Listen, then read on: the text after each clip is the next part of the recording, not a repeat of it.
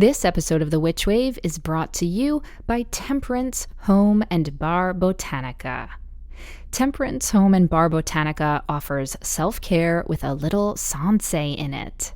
Melissa Suze is a sensei espiritista, offering readings, spiritual guidance, and handcrafted magical products that offer opportunities for self-care and reflection designed for your home, bath, and bar. So go ahead and check out Temperance Home and Bar on Etsy or at Temperance Home Bar on Instagram and Facebook for magical, radical self-care for your home and bar. And best of all, you can get 10% off with promo code WitchWave. That's Temperance Home and Bar on Etsy and use promo code WitchWave for 10% off. It's been a long day. I'm tired. Ma, I know just what you need. I'll tuck you in and light your mirrorless candles. That's just what I need. How did you know? It's a secret. My favorite at bedtime. Good night. Good night, Mama. Mithras Candle from the mouths of babes. Go to mithrascandle.com. That's M as in magic, ITHRAS candle.com and use offer code WITCH for 13% off your first order.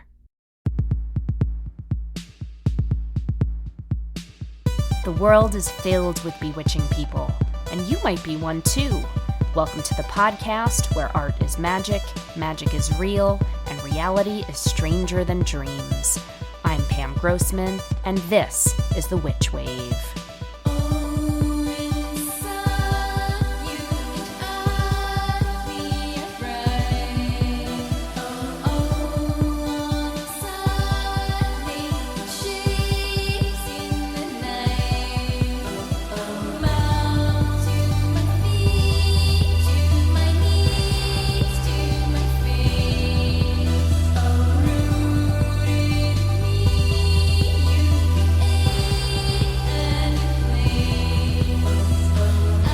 Hello and welcome to The Witch Wave.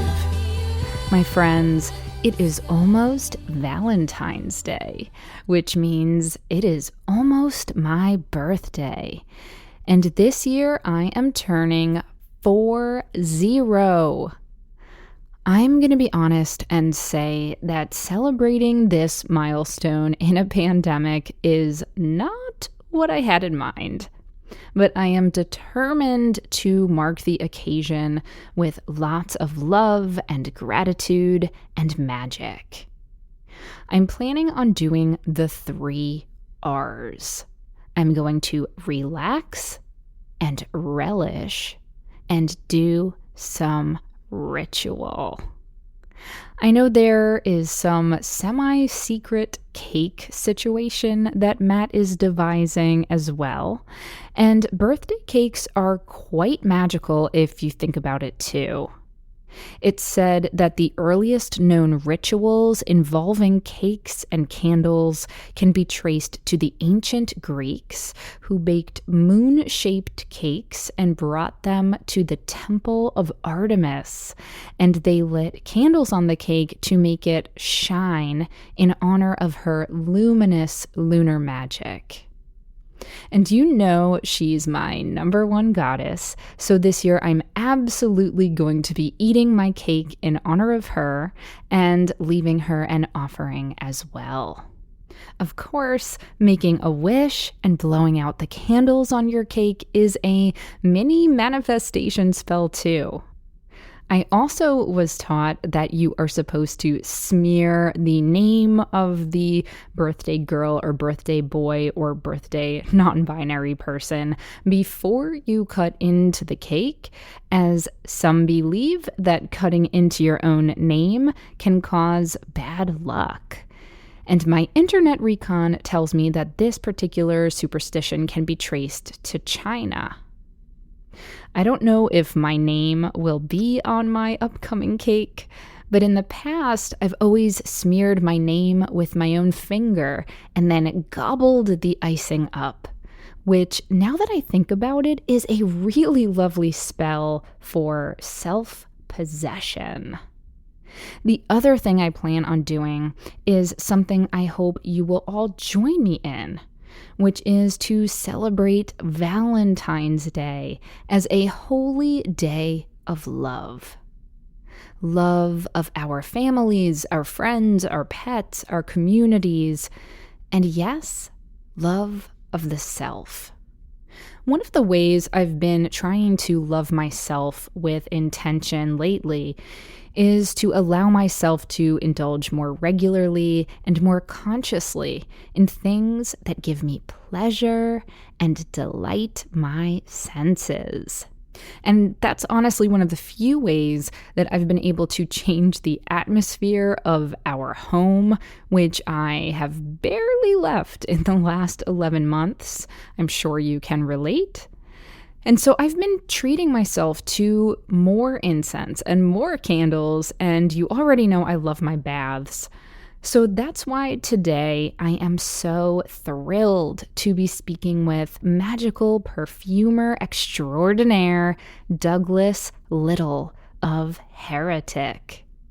Engaging with scent is such a potent way to tap into one's sensuality and to align the spirit and the body.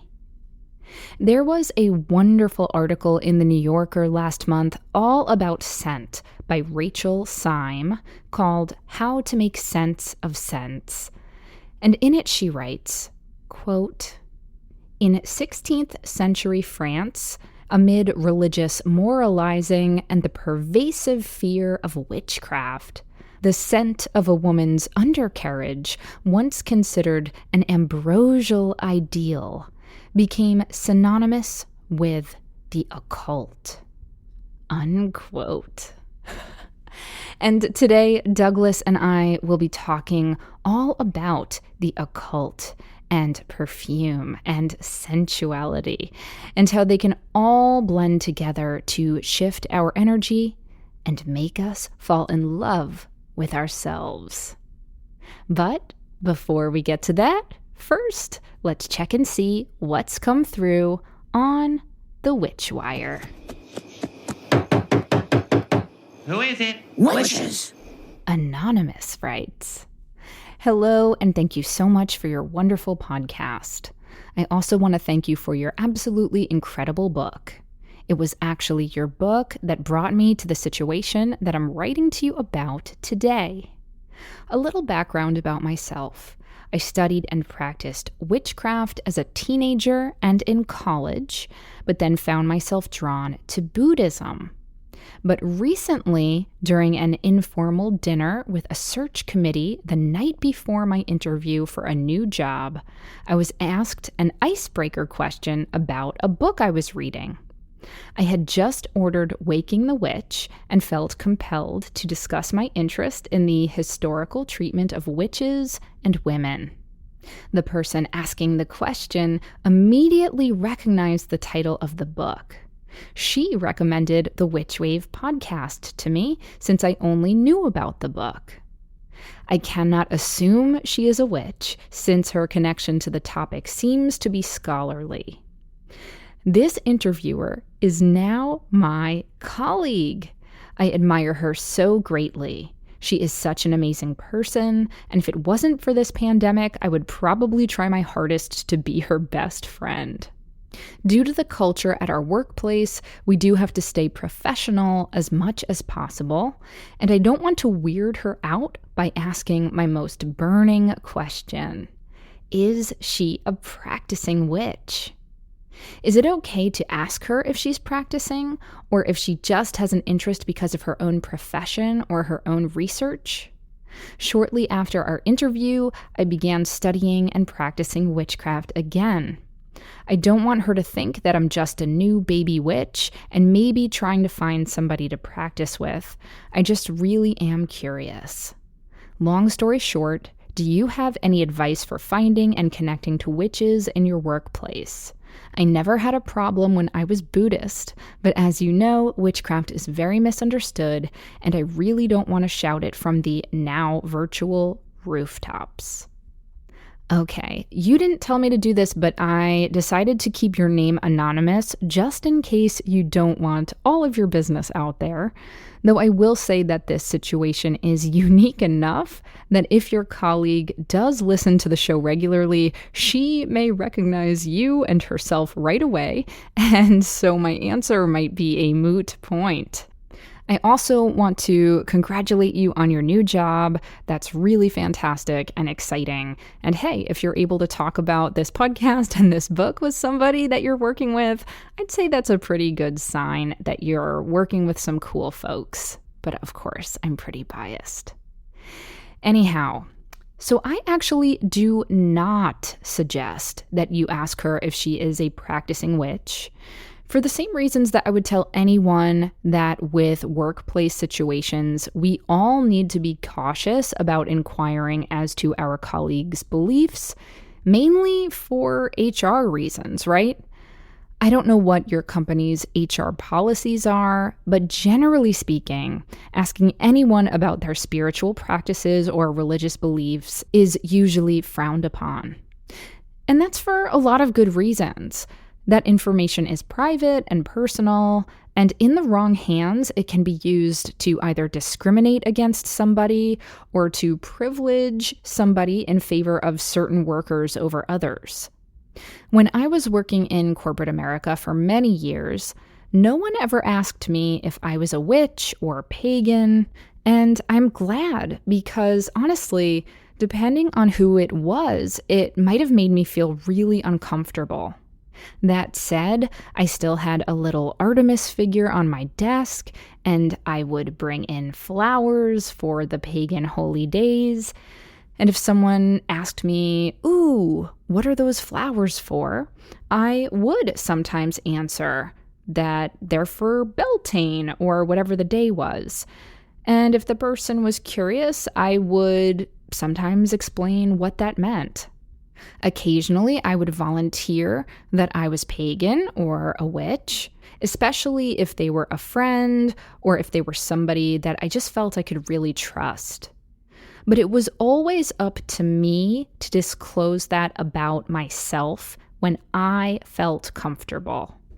So maybe some people suspected, and eventually, yes, there were certain people at work who absolutely knew, but it was always to varying degrees depending on how well I knew them or how safe I felt with them. And there were lots of people that I never brought it up to. But even for the people that I would eventually tell, as with anything, trust and relationships and friendships take time. So my advice for you is to not ask her. But if and when you feel safe with her, you can certainly choose to share this side of yourself. Maybe you don't want to come right out and say, "Hey, I'm a witch." And you might try saying something like, "Ooh, there's a full moon coming up." Or you might refer to a celebration or a ritual that you did or are going to do to mark a holy day. Or hey, maybe you want to use my book or this podcast as a jumping off point for further discussion with her about things that they've made you think about, since she's already opened the door to that conversation. But the point here is you can volunteer your interests or your experience and thereby signal to her that this is part of your life. So you're opening the door for her, in other words. But it's always up to her to decide whether or when she wants to walk through it. And hey, this might not be a practice she has or an identity she holds, but she still might be someone who is really happy to honor this part of you. You just don't know. But it really is up to you to volunteer this side of yourself and see how she responds, rather than putting her on the spot or asking her a question that might be a little off-putting for her or could potentially get you in some kind of trouble with your workplace. And of course, I know that's the last thing that you want or that any of us want for you. So, I truly hope that this is a platonic love match and that you become best witches. But if not, I just want to say that I'm so glad that you're exploring your own witchcraft again, and I'm sure that it will lead you to other kindred spirits if and when the time is right. Let me know what happens, and good luck. Now, on to my guest. Douglas Little is a natural perfumer, creative director, product designer, and artist, and the founder of Heretic, a natural, artisanal fragrance brand that develops scents based on the mysterious, sensual, and feral aspects of nature. He has collaborated with the likes of Lady Gaga, Dita Von Teese, Gwyneth Paltrow, and Alexander McQueen, and has also specialized in installation work, creating provocative window displays and other artful branded environments for luxury clientele like Bergdorf Goodman, Maxfield Los Angeles, Jim Thompson, and the immersive dinner theater experience Queen of the Night. Douglas's prior namesake brand, D.L. & Co., Modern Alchemists and Purveyors of Curious Goods, made a splash in the marketplace by infusing visions of antique luxury with a fresh, modern spirit, combining botany, Edwardian decadence, and dark beauty to a range of products, beginning with artisanal perfumed candles and extending to home goods and accessories. A California native, Douglas studied marketing and product development at UCLA and the Art Center College of Design in Pasadena, as well as at the Syndicat National des Fabricants de Produits Aromatiques in Grasse, France. Douglas also has had a lifelong interest in witchcraft and the occult. And so I can think of no better person to celebrate Valentine's Day with than this fantastical, fragrant fellow. Douglas joined me from his home in LA via Zoom.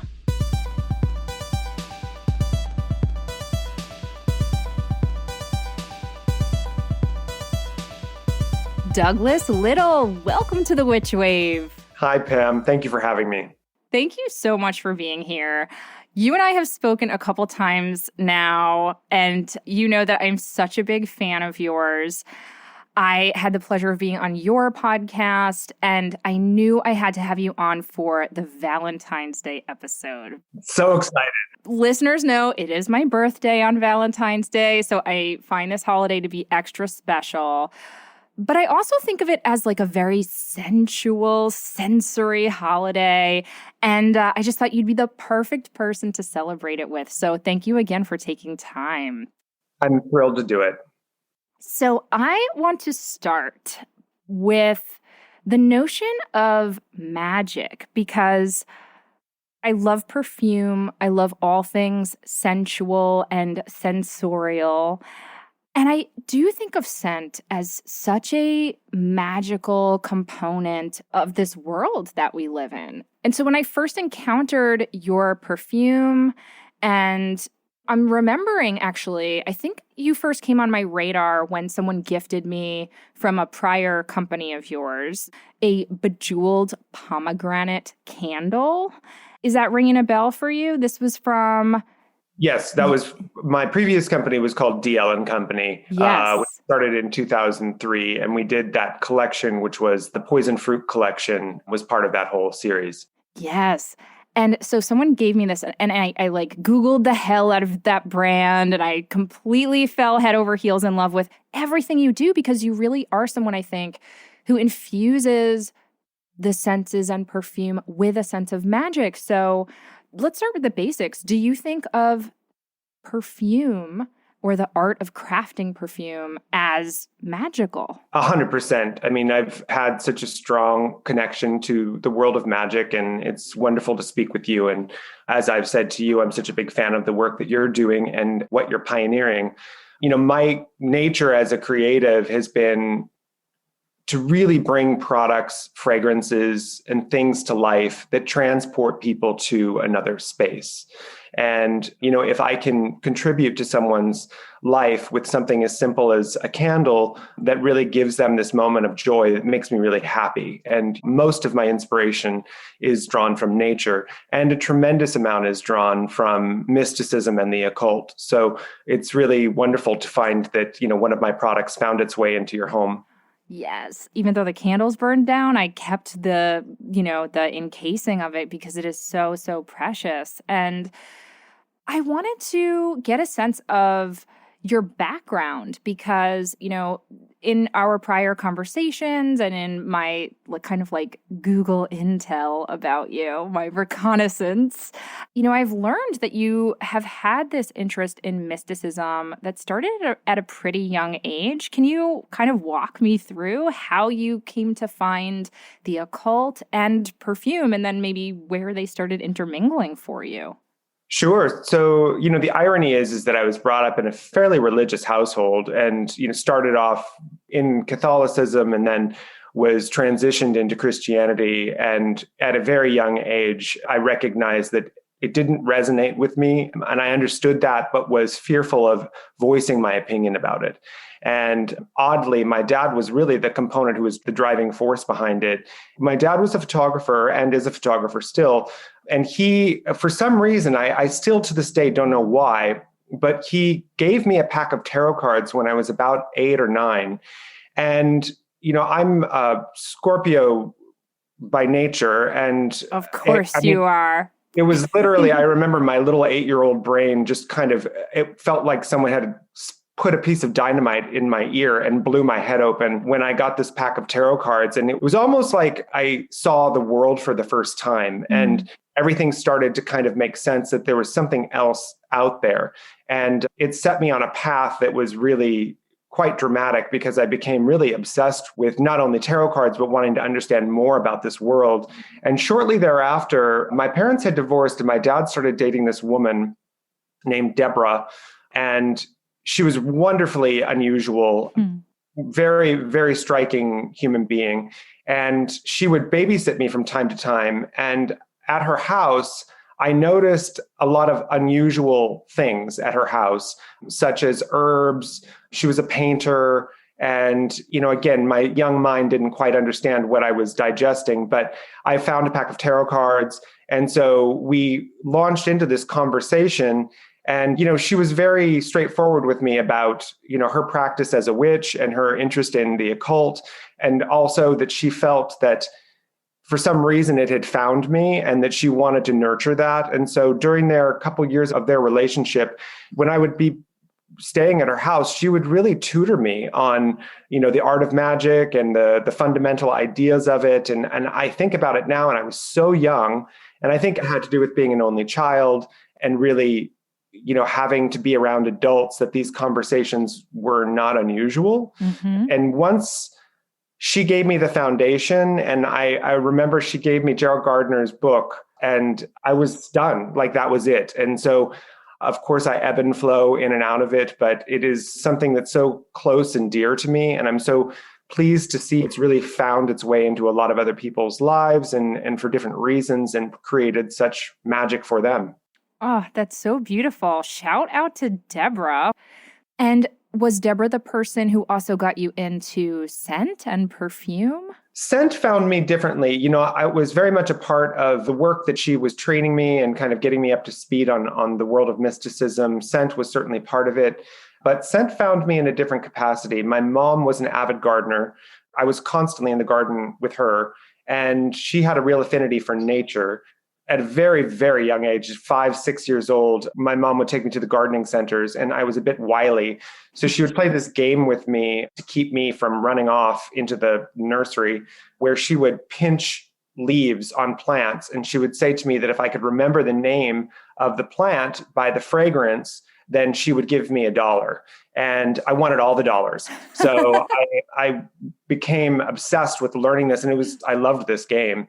By the time that I was 10, 11 years old, I had a pretty strong knowledge of plants just purely associated by their scents. And she allowed me to have my own little garden. And I was really obsessed with all the plants that had fragrances. Then by the time that I was like 11, 12, I was spending my weekends at the Huntington Library, doing classes on botany at Descanso Gardens here in Los Angeles, traveling up to Santa Barbara to Lotus Land and doing these kind of extensive botany courses. I'm through and through a deep plant nerd. That really stuck with me. And I always had this in the back of my mind when I was going to art school. I kept thinking, I really wish that I could figure out a way to incorporate fragrance into my work, but I never. Being a kid from the Valley in Los Angeles, there's a part of me that just felt like I don't have any voice in the world of fragrance. To me, the world of perfume was relegated to, the French and Europeans. And why would some kid from the Valley have a voice in fragrance? And then one day I put my big boy pants on and decided that I wanted to try it. And so, I launched with candles first and then took a hiatus and then launched the new company, Heretic. How wonderful. And in all of your different projects, and I know you've done so many different projects in addition to perfume, but it seems like there is this through line of like sensuality and romance and some kind of like a mystical component to it. Was that something that you were intentionally doing, or did it just sort of slowly evolve that way?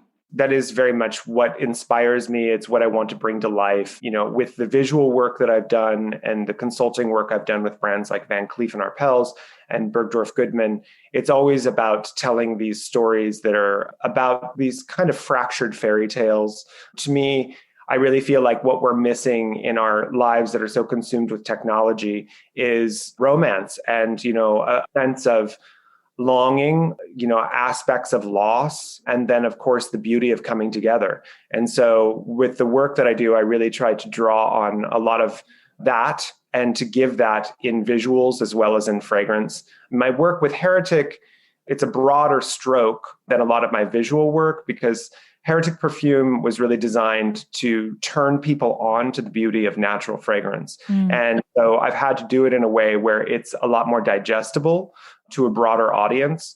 And I wanted it to be more contemporary because I feel like a lot of times natural fragrance can be very relegated to the world of, someone in Provence picking herbs and at the spa covered in cucumbers. And I really wanted to attract a much more contemporary and young customer to this amazing world that's just brimming with possibilities and has been completely ignored by the mass perfume industries. Absolutely. What I love about Heretic is you have this real spirit of irreverence, and yet it feels sophisticated as well. Like you somehow managed to thread that needle in this way that I find so beautiful. There's wit to the way you name your perfumes, to the copy, but it also feels really refined and really magical. So how did you come to land on the name Heretic? Such a good question. So my first company, DL & Co, it was my baby. The hard part is that I think a lot of artists, they go through this where they ignore the business side of things. And as an artist, I really sunk my heart and soul into that company and felt like this was going to be my thing. And then I really didn't pay close enough attention to who I was partnering with in the business aspect of things. And sadly, it went sideways. And I had to leave the company because we had very different ideas of what I wanted to do and where I wanted to go with the company. But that company did get a tremendous amount of attention. And I mean, even to things that I never in a million years would have dreamed had happened, of having Alexander McQueen reach out, and we did a beautiful collaboration, just things that were unbelievable. So as part of that, I was on a panel in New York on emerging beauty trends. And I was asked to speak about what I felt was the next big thing. And there was a bunch of people on this panel, really, really wonderful, perfumers from IFF and from Givaudan. And I mean, it was a really powerful panel of experts. And I said, I really felt like silently Whole Foods was training us to spend a lot more money on things based purely on the fact that we were knowledgeable of what they were made from. And that I felt that that would trickle into beauty. And this was like 2009. And I said, what I really believed would happen was that the beauty industry was going to go through a revolution of people really wanting authenticity. And I felt that skincare would be the first hurdle where people would demand to know what was actually in their skincare. And then eventually that it might trickle down to perfume. And I felt that really people were going to be looking for individuation and that natural perfume was the possibility of the future. And this woman from this big perfume house, she interrupted me and she said, natural perfume is nothing more than the work of housewives and heretics, and it will never be taken seriously. And I said, why would you say that? And she was like, the reason that perfumes are made from small quantities of natural materials is that they're unpredictable, they're unstable, they're too expensive, and they don't appeal to a broad audience. And I said, ma'am, all of those things that you said are the reasons why I want to work with them. And got into this really kind of wonderfully heated debate about them. And I left and was a little bummed out that the conversation went so sideways. And I remember driving in the taxi and I called my lawyer and I said, Val, do you think that I can trademark the name Heretic? And she goes, why would you want to trademark that name? She was like, what are you going to do with it? And I said, I really feel like this fits what I want to do with this new company. And I said, I think I know what I'm doing now with this new company. And so that's how it started. Oh, I love that story. And I love it from like a magical, metaphorical perspective too, in that this woman is using that word kind of like as a negative epithet or a way to make you feel foolish or small. And you have claimed that word. And obviously it's been very talismanic for you because your line is doing so well. It has brought you so much success and has allowed you to express yourself at this higher level, right? Does it feel like taking that word on was kind of magical for you? It was terrifying because it's a very powerful word. It's like the ownership of saying to someone, I'm a witch, because it's an extremely loaded word. Yep. In the sense that it comes with a tremendous amount of history behind it. And so utilizing a word that's so serious in a capacity that surrounds beauty in the cosmetic industry was scary for me because I have such reverence for this material. And also a great responsibility to what I wanted to do in moving forwards. But the great part is that the root of the word is about someone who has an opinion that's different than that of the masses. And what more perfect word for the times that we live in. Now is a time when people, I think, are really done with acquiescing to the way that things were done. And they're looking for new ideas. They're looking for new ways of how they feel about beauty, how they feel about getting up and walking through their life. And no longer do we have to hide in the shadows. And so really, it's been an amazing journey because, as I said, I never anticipated that these fragrances were going to appeal to a broad audience. But what I did want them to do was I wanted them to find the right people and then for those people to get really excited that there was something for them. So that's what's been really rewarding about this journey. Fuck yes. Well, on that note, we're going to take a very quick break and we'll be right back. Hag Swag is a monthly subscription box geared towards weirdos, witches, hags, and alternative folk. Once subscribed, you will receive a variety of curated magical items right to your door to help amplify your craft. Hag Swag curates offerings from witches worldwide to provide you with diverse and genuine offerings. Each month's theme has knowledge and offerings that are useful for both new and experienced individuals and that flow with the wheel of the year. Each theme also helps practitioners expand their existing knowledge and build their collection of tools while connecting with others in the community. Containing only cruelty-free, ethical, and gender-neutral items, this is suitable for hags of all walks of life. Use code WITCHWAVE, that's one word, WITCHWAVE, to get 5% off your first box at www.hagswag.ca. That's www.hagswag.ca. And you can also join the growing community in the Hag Coven Facebook group. So go on ahead and order your Hag Swag subscription box today. Look, it's hard enough grappling with our own emotions under ordinary circumstances, but even more so when the world is going through massive collective challenges. I am so grateful for my therapist, and even though I've done sessions in person for years, I've been pretty amazed at how effective online therapy has been for me right now. And so I can heartily recommend BetterHelp, an online counseling service which can provide you with your own licensed professional therapist to talk to via video or phone sessions. So if you have anxiety issues like I do, or are dealing with depression, stress, trauma, grief, or even just day-to-day struggles with your relationships or your family, or just feeling like you're not meeting your personal goals right now, which, let's be honest, has been very difficult for most of us these days, I really encourage you to reach out to the folks at BetterHelp. They will connect you with a counselor that you can start chatting with in under 24 hours. Now, a few things I really appreciate about BetterHelp is that it's more affordable than traditional offline counseling. Plus, they offer financial aid to those who qualify, and they make it super easy to change counselors so you can find one that you really click with. Best of all, Witch Wave listeners, that's you, get 10% off your first month of counseling by going to betterhelp.com/witchwave. That's better, HELP.com/witchwave.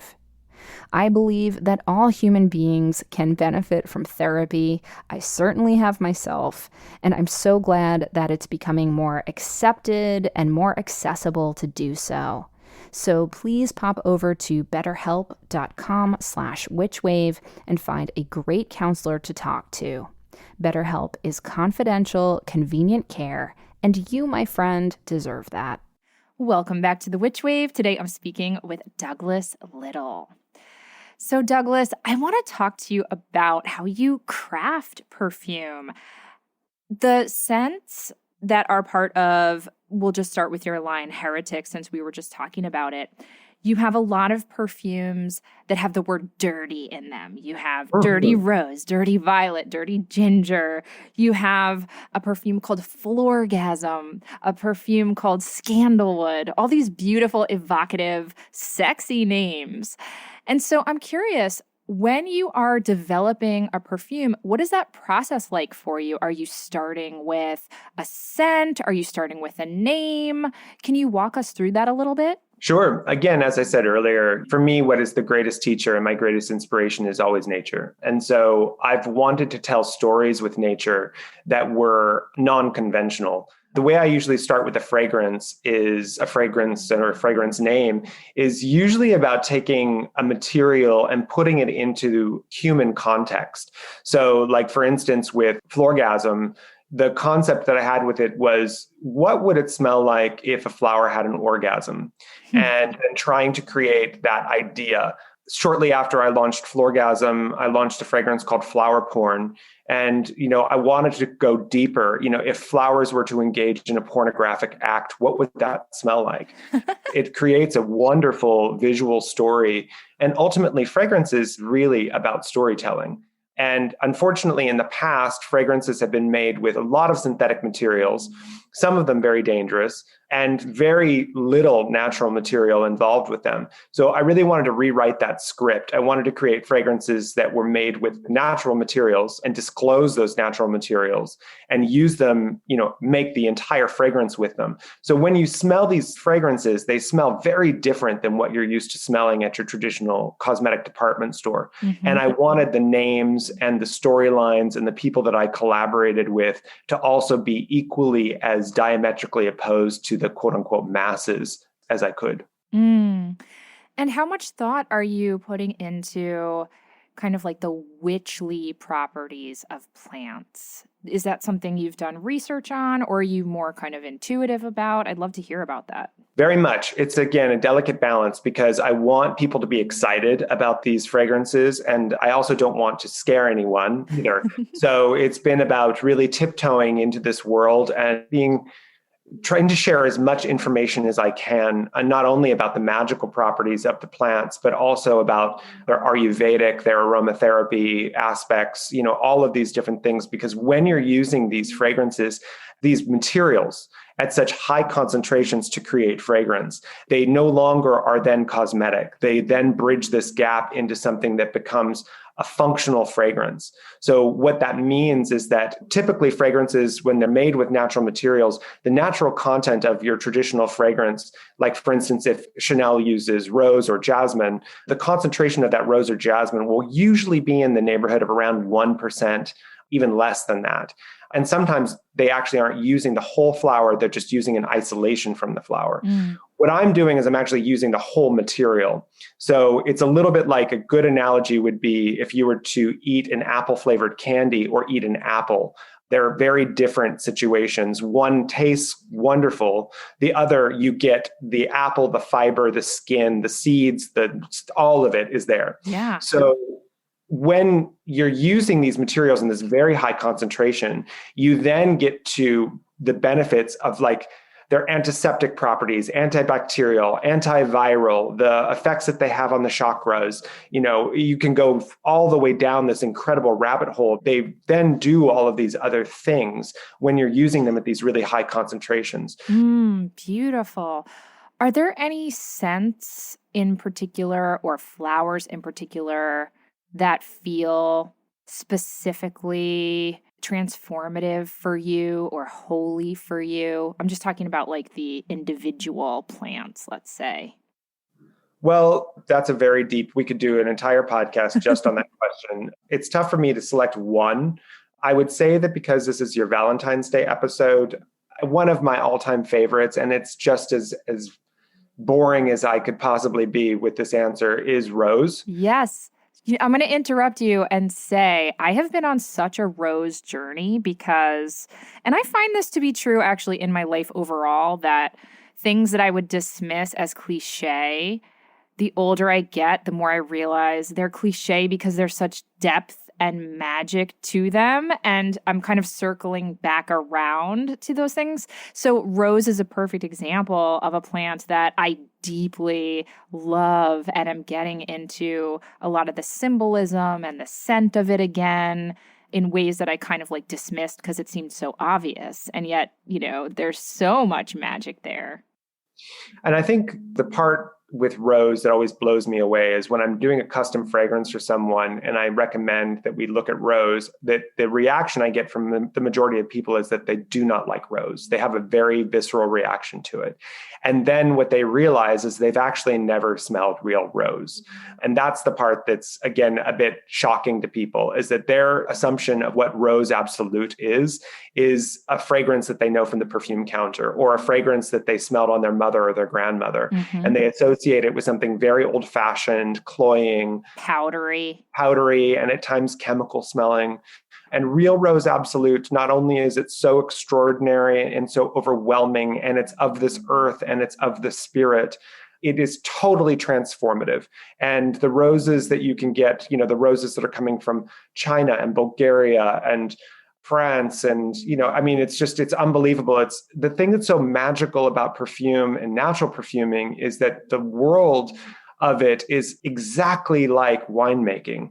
They come in vintages, they are rare, they are expensive, and they are wildly nuanced. And so, the world of roses, when you say rose, I'm really speaking to this world that is vast, and there are so many species that are available. And I think, too, the thing that's interesting about rose is there's all the metaphysics that surround rose, which is vast. But regarding just the aromatherapy use, and then the use that's now been proven through clinical trials, is it's used for easing pain, stimulating the sex drive, for lifting depression. It's been used to treat postpartum. It's pretty wild, all of the fact that goes behind what rose does and why we have such a visceral reaction to it. Rose has been proven, again, through scientific study, that it releases small amounts of dopamine in the brain. So that's why when you smell real rose absolute, that it causes this feeling of kind of happiness, and you don't understand quite why it's happening. And so that's why when they've done these various studies, like there was a great study done in 2016 in a children's hospital for kids that had just undergone surgery. And they did one test group with a placebo and the other test group with this rose essential oil. And they had a dramatic difference in the two test studies with the group that had gone through surgery that was experiencing pain. And when they would inhale the rose essential oil, their response to their level of pain was almost half of what the other group that had placebo was. Wow. And I have to say that touches me on a personal level right now. Without going in too much detail, I've been dealing with a lot of pain this year. I threw out my back earlier this year. I'm about to turn 40. And so I'm sure some of it is also like psychosomatically feeling like I'm about to, have this milestone and having anxiety around celebrating it in a pandemic, which I wasn't expecting. So the fact that I've been gravitating towards rose as this both symbolic and magical kind of element in my life, you're now making me think that I need to use it for pain management as well. So I really appreciate you bringing that up. That's really, really beautiful. I'm very touched by that.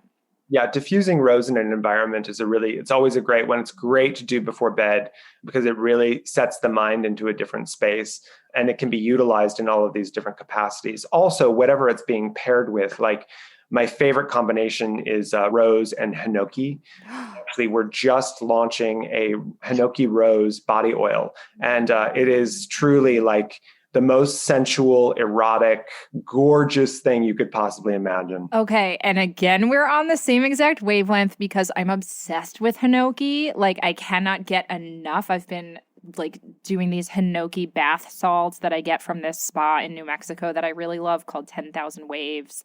And it's just like, so the fact that you're doing a rose hinoki blend, Douglas, sign me up. I cannot wait to try that. Wow, how special. So I want to pivot a little bit and talk about some of your collaborations. I mean, Sure. Wow, collaborating with Alexander McQueen. That's incredible. You've collaborated with Dita Von Teese and Lady Gaga and all of these incredible people. So how do you decide who you want to collaborate with, and what is that process like? Because that's its own alchemy when you're blending two minds together like that to make something new. Very challenging. I've been very fortunate that I've had some really, really unique individuals come forwards to want to do collaboration. For me, first, they have to truly be a heretic in their own right for it to feel correct.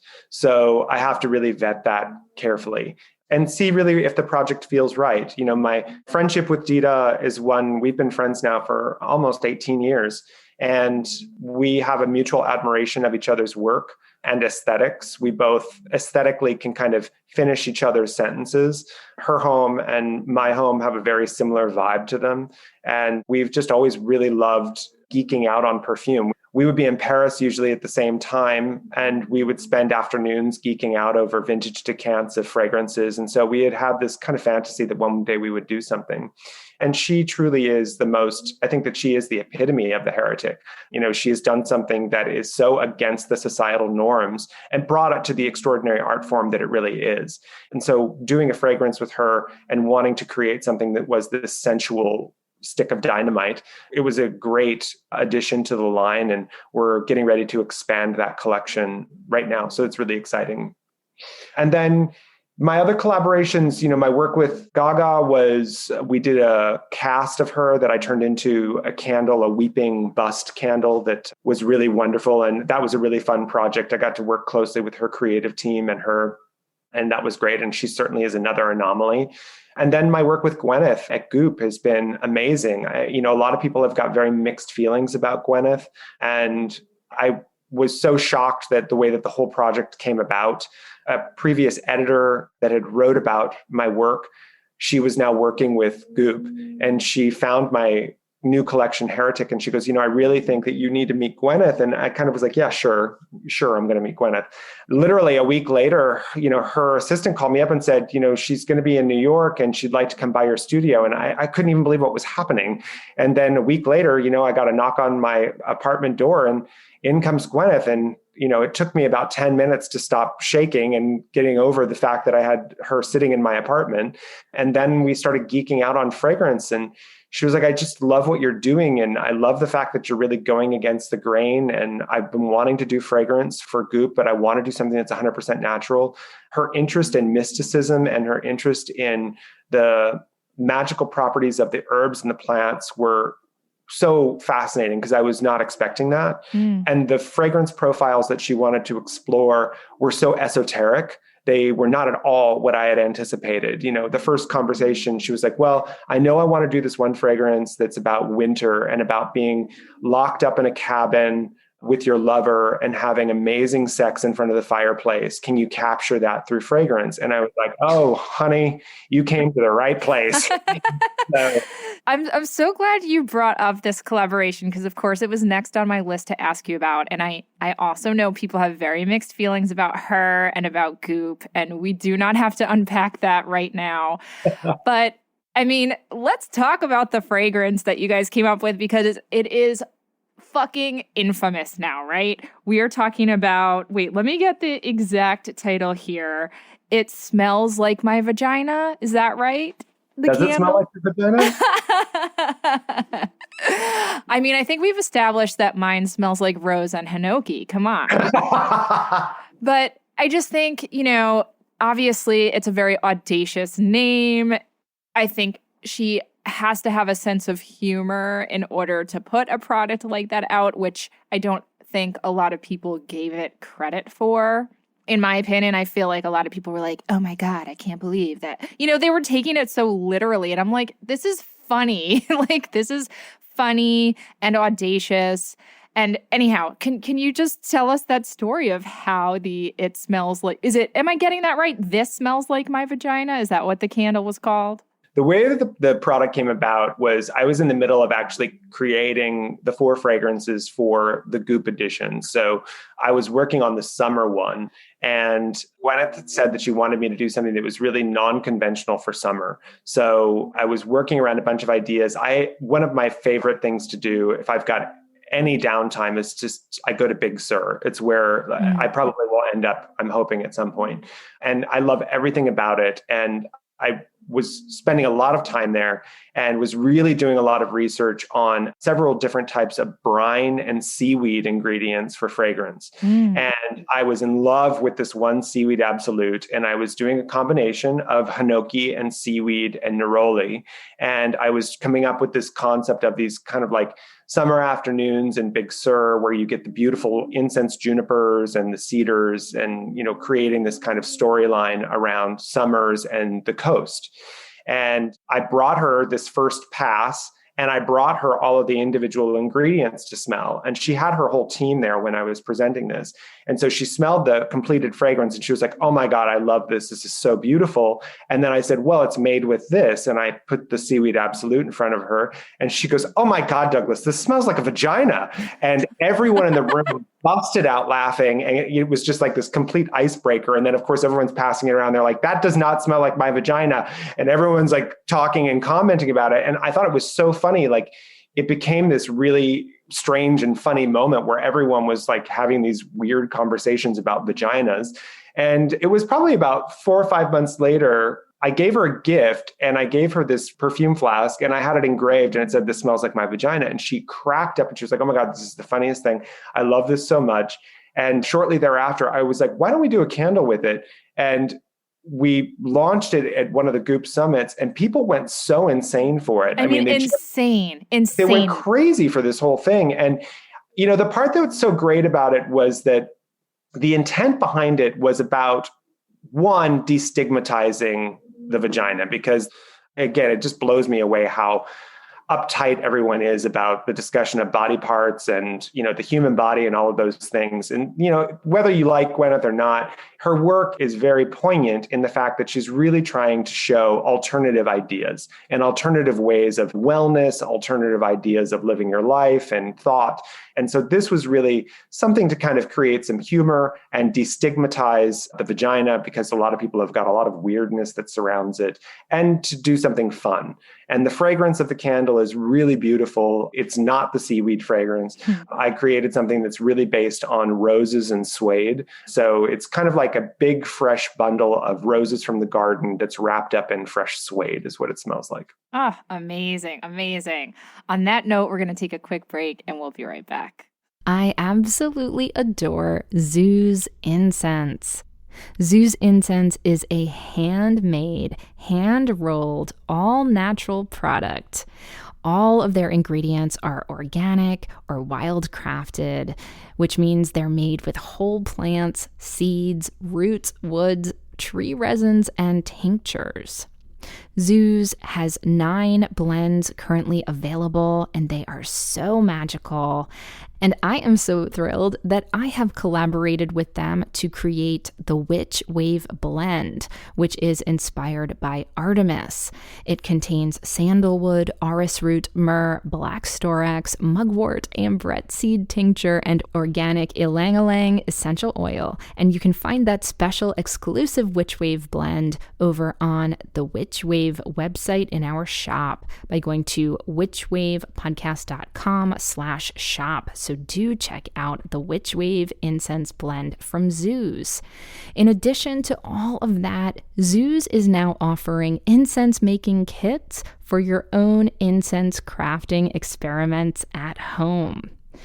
You can look for exclusive new incense crafting supplies on the Zoo's website, alongside their other hand-cast concrete burners, charcoal, raw aromatics like frankincense and myrrh, and other incense supplies.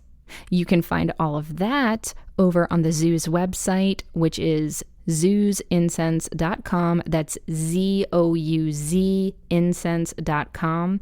And you can get free shipping on orders over $22 and 10% off by using code WitchWave. So just to repeat all of this juicy information, you can find the Witchwave exclusive incense blend over on the Witchwave website at witchwavepodcast.com/shop.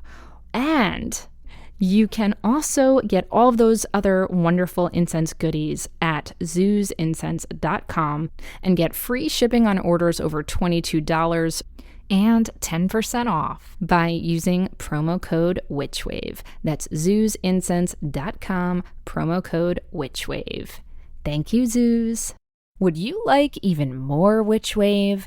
Then come join us on Patreon, where you'll get bi-weekly bonus Witchwave Plus episodes, ad-free Witchwave episodes, and detailed show notes for all.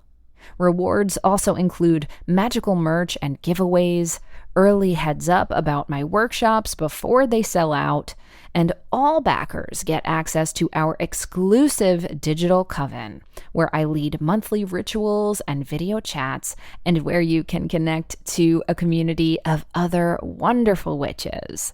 So head on over to patreon.com/witchwave and sign up. It's a fabulous way to get more magic in your life and to support the show. Thanks so much. Welcome back to the Witch Wave. Today I'm speaking with Douglas Little. So Douglas, we were talking about vaginas, and that leads me to sensuality and sexuality in general. This is the Valentine's Day episode, of course, as we keep saying, and there is such a sensuality to perfume. And, a lot of people think of perfume as aphrodisiacs. Certainly there's associations with love potions. How are you thinking about perfume and the sensual these days? This year, funny enough, all of the fragrances that I'm doing this year and launching this year are all extraordinarily sensual fragrances. I think that, one of the things that's missing in the fragrance industry is a real nod towards the erotic. It's actually a note. And when we talk about erotic, obviously, and you're talking about fragrance, it's extremely interpreted. So when we say erotic to one person, that may mean, the smell of apples. To erotic to someone else may be the smell of a barnyard. So it's a very interpreted word. And obviously fragrance is interpreted, which is why I love it so much. But I think that in the fragrance industry, we really haven't seen fragrances that I would say are truly erotic, boldly erotic, since the 20s. In the 20s, there was several different fragrances that were almost offensive in the way that they were created. They were created for very specific reasons. At the time, obviously, we had the dawn of the flapper and, this kind of women's liberation that was happening with these audacious girls going out, having boy haircuts and being very forward with what they wanted from life. And so fragrances were being created that had strong tobacco notes, strong aspects of musks, civets, these kind of animalic notes that we never see anymore. Of course, many of them are terrible because these animal notes are completely not safe for the animals. Sure. And now we've got a lot of great replicas, but they were very bold. And so this year I'm launching several fragrances that really speak to the erotic. And I'm really leaning this year into several different ideas of massage oils, massage candles. And by the end of the year, I'm actually working on 100% natural personal lubricant as well. So obviously the Valentine's Day episode, we should be talking about this and talking about not only eroticism with a partner, but I think sometimes the most important thing to talk about is eroticism with yourself. And fragrance is a great way of being able to crack open that door to finding a relationship of sensuality and eroticism with yourself. So beautifully said. And I've been thinking about that a lot, especially, I cannot believe we are coming up on, 11 months of this freaking pandemic. And, we're not I'm fortunate in that I am living with someone that I still find attractive. I know that that is not the case for a lot of people. Either they can't stand the people they're stuck with or they're by themselves. And so even having a partner who I love very dearly, it's become so important for me to get my own space and for me to have my own sanctuary and to be in touch with myself, not just erotically, but spiritually and, just generally. And for me, scent and candles and baths has become a primary way for me to, kind of shift my own energy and make me feel like I'm somewhere else, even though I'm in the same damn apartment I've been in. And it also allows for me to feel more in touch with the things that make me come alive and which make me happy, which calm me down. And so I love that you're leaning more into the personal experience of perfume, not just about attracting other people, but how do you turn yourself on in all senses of that phrase, right? I want to ask, you asked me this question when I was on your podcast, but I'm so curious, what are your favorite scents these days? What is a gift that you give yourself through the world of perfume when you want to treat yourself right? Well, right now, I would say that the fragrance that I've really become kind of obsessed with is calendula.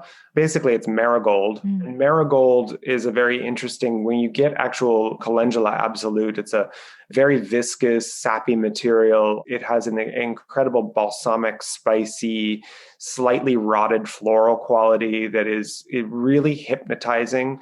Its use metaphysically and physically on the body are astounding. It does all sorts of wonderful things. So I've been making various tinctures, doing it in tea, as well as massage lotion. And, I've really been enjoying the effects that it has, both on the mind, the body, and the spirit. It's certainly not commercial. So I would say that for those who are listening, who are feeling adventurous, you can get really beautiful calendula absolute there's a company called Liberty Natural out of Oregon, but, it has all sorts of wonderful properties. You can use it for everything from a lip balm to antispasmodic. I mean, it goes on and on and on, but that's been my recent obsession. I've been trying to steer clear of my normal go-tos, which is, always these musky, heavy patchouli worlds, which again, I love so much, but I've been trying to really venture out into some worlds that are a little bit more ethereal, lighter. Oh, and I think we could all use a little bit of lightness these days. That's so lovely. I'm looking at your space, which you referenced earlier. You have this beautiful kind of cabinet of curiosities behind you. And going over your own biography and this beautiful life that you've managed to manifest for yourself, it reminds me quite a bit of the book Against Nature. I don't know if you've ever read that. It's so funny. It is my obsession. I basically have kind of built my life around that book. Yes, yes.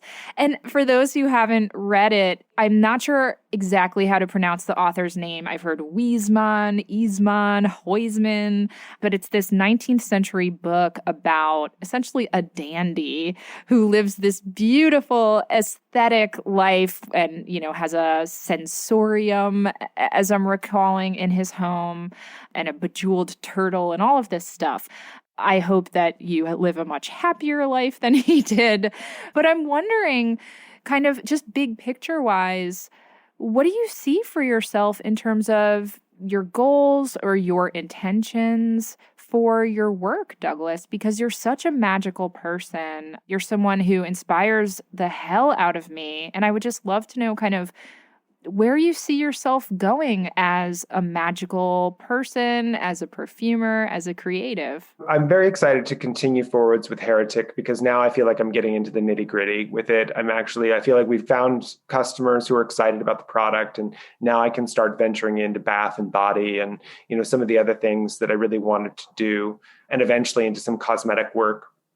And I'm getting ready to launch a sister company, which is going to be really focused on more metaphysical products. Yes. Some of the things that I was doing in the past, but through a new lens and really unapologetic about its mysticism. So I'm excited about that, which hopefully will kick that off starting the end of the year.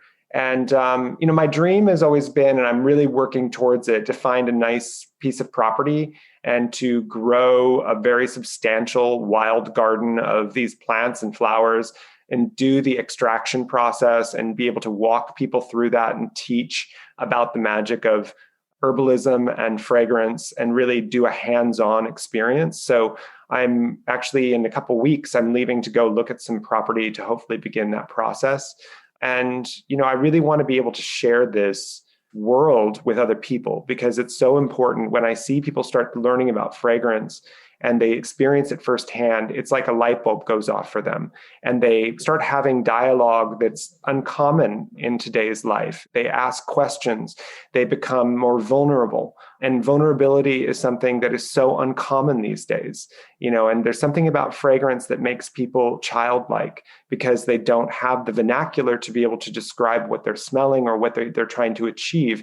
And when one becomes vulnerable, it's when they actually see themselves for the first time. And so I want to be able to have more of this dialogue with people and to be able to create experiences that allow people to drop into this space. And I feel that that's truly why I'm here on this planet this time around. So gorgeous. I honestly don't think that there's a better way we could end this podcast. I just find you to be such a delight of a human. You're like the kind of person, in all sincerity, that like when I was a kid and I pictured what amazing adults were, I feel like I pictured someone like you. Oh.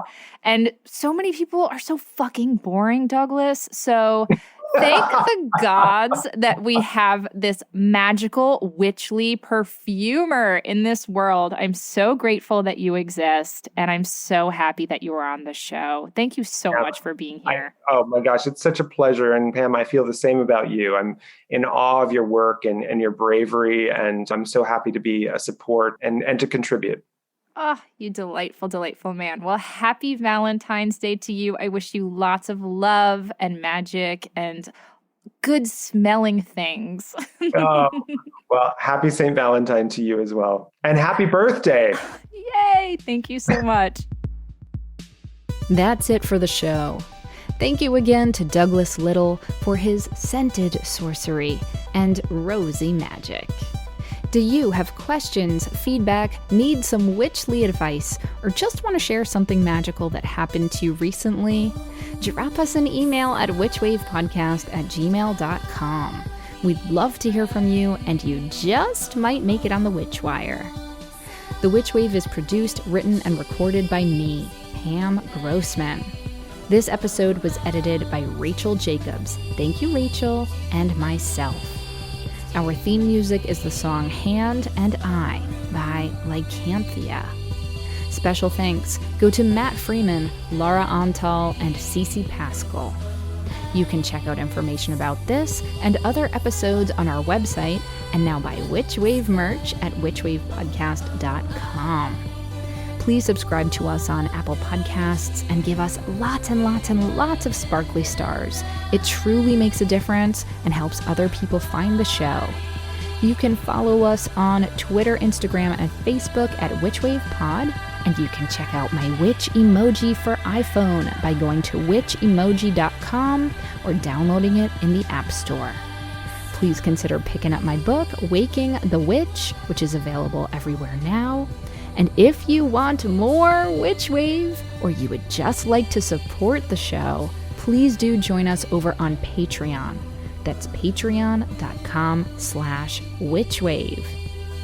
Thank you so much for listening. Witches are the future. I'll catch you next time on the Witch Wave.